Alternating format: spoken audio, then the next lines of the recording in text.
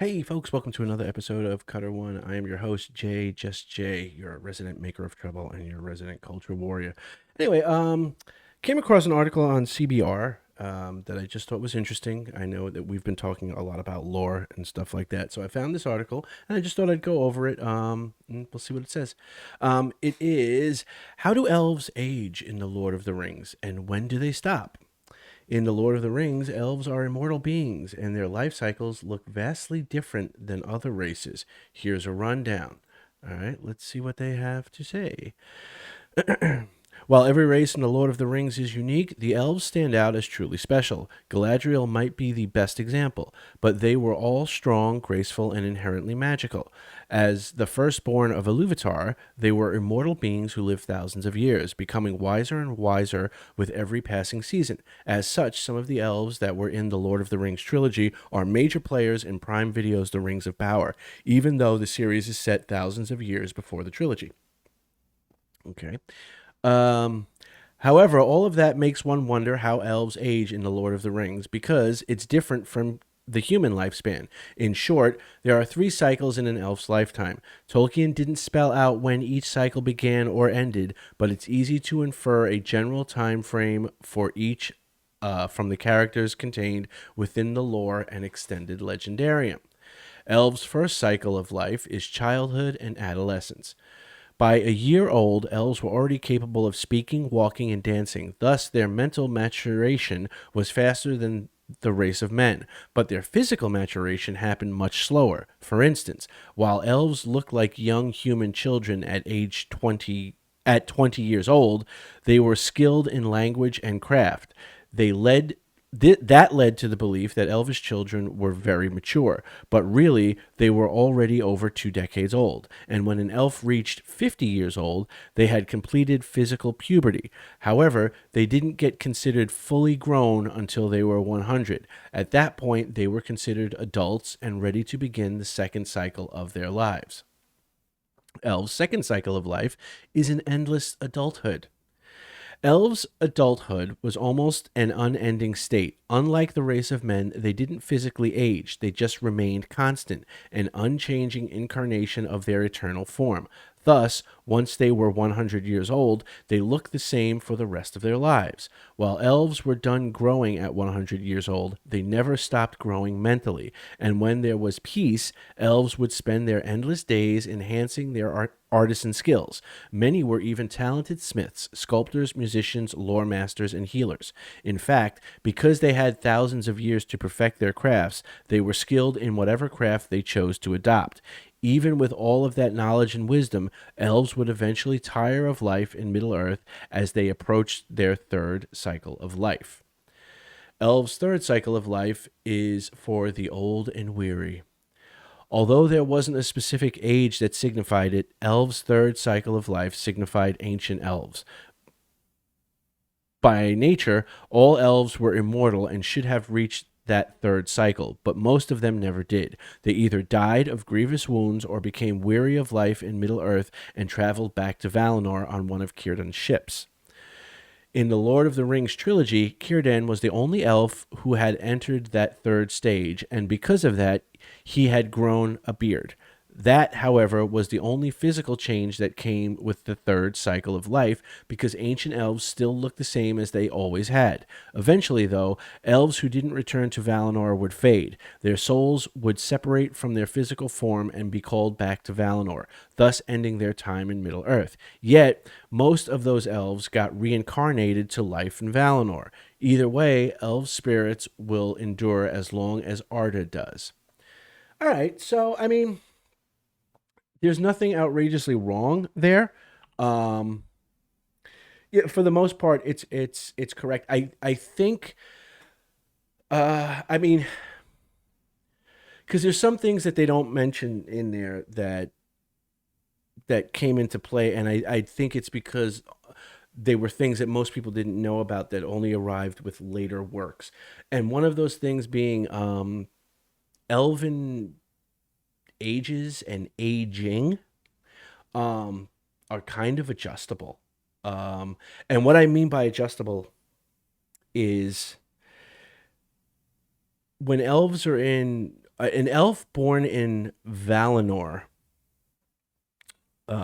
would age at a different rate than an elf born in Beleriand, um, or an elf born in Mirkwood, let's say, for those who may not have read the Silmarillion or any of that stuff.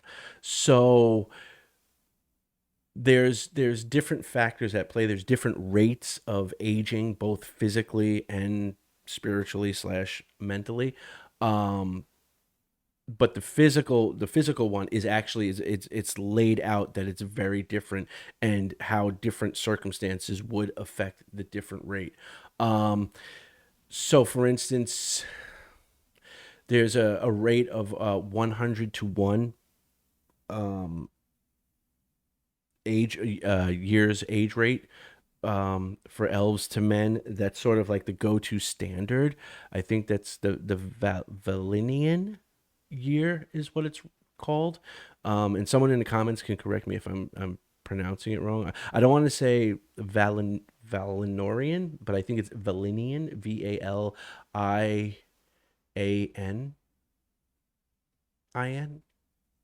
Um, but it's a different rate, and certain things would either accelerate their aging or decelerate their aging. For instance, one of the things that Tolkien does say in his later writings is that the elves, the smattering of elves that stuck around to the fourth age, began to age faster. It's sort of like their aging sped up once they got to the fourth age. um, and whether that was due to the rings no longer having power, I don't think so. I think it was just, again, it's one of those things that Tolkien sort of builds into the system. And the whole idea with the elves aging, and the reason why it's adjustable, is because initially in the first drafts of a lot of this stuff, as Tolkien would go back and make some changes, things would start to not line up. So for instance, if he's saying that this particular character is this this age at the beginning of a noted event, say, the the trip of the Noldor out of Valinor, right? And a character, hypothetically, let's just use Galadriel, is certain age, and then you have Galadriel's age referenced later at a later date because she's part of something that happens, but that something that happens is X amount of years after the Noldor arrived in Beleriand. In the original thing, there would be like the ages wouldn't match up, the timeline wouldn't match up. So Tolkien went back and he changed a lot of it. And if you guys are interested in like some of like the newest information, because this book came out not too long ago, the nature of Middle Earth. It's the most recent one. It's by Carl F. Hostetter. He worked with the Tolkien estate, and it's got stuff that wasn't released previously. And this one I think only came out last September or last November. It's the most recent book in the Legendarium to come out. But he's got whole sections in here where he has access to like Tolkien's um, writing and the math that was done, because there's a lot of math. I'm not a fan of math, but there's entire sections on natural youth and growth of the Quendi. He's got all sorts of years and rates. I don't know if I can get this close enough, if the camera will pick it up. Can the camera pick it up? Yeah, so you could see he's got, there's different, time scales and whatnot. Um, so yeah, I would definitely check this out. But one of the things he does mention in this book is he talks about, or I should say, Tolkien talked about adjusting the different rates at which the elves age. So the article by in and of itself is fine. It's the more stripped down. I would say it's like the abridged version of what Tolkien wrote in terms of the way elves age. It is, there are some things that sort of either slow it down or speed it up in relation to humans, to their human counterparts. So anyway, I just thought I would share that with you. The article pretty much, I can't really complain a whole heck of a lot. There's not much there. Um, that it's not like they got anything egregiously wrong. Let me put it that way. Like I said, it's like the abridged version. But the book is J.R.R. Tolkien. It is The Nature of Middle Earth, and it's edited by Carl F. Hostetter.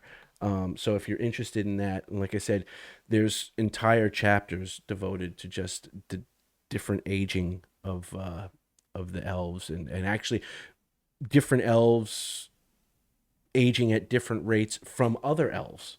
Um, so the elves that went to Valinor um, aged at a different rate than the elves that chose to not make the journey.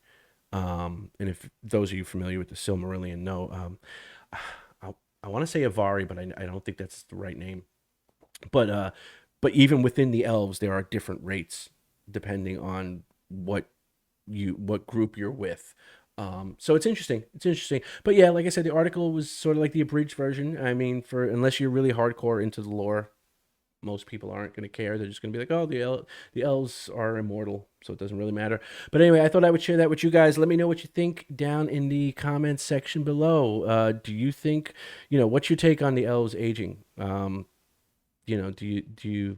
It, do you care? um, do you think it's you know more confusing than it should be, or is it does it make sense to you? I don't know. Yeah, let me know what you think down in the comment section below. Remember to give the video a like, give it a thumbs up, share the video if you would be so kind, and please, please, please subscribe. It helps the channel, and it does good things for my mental well-being. I don't know. Anyway, until the next one, I will talk to y'all later. Peace.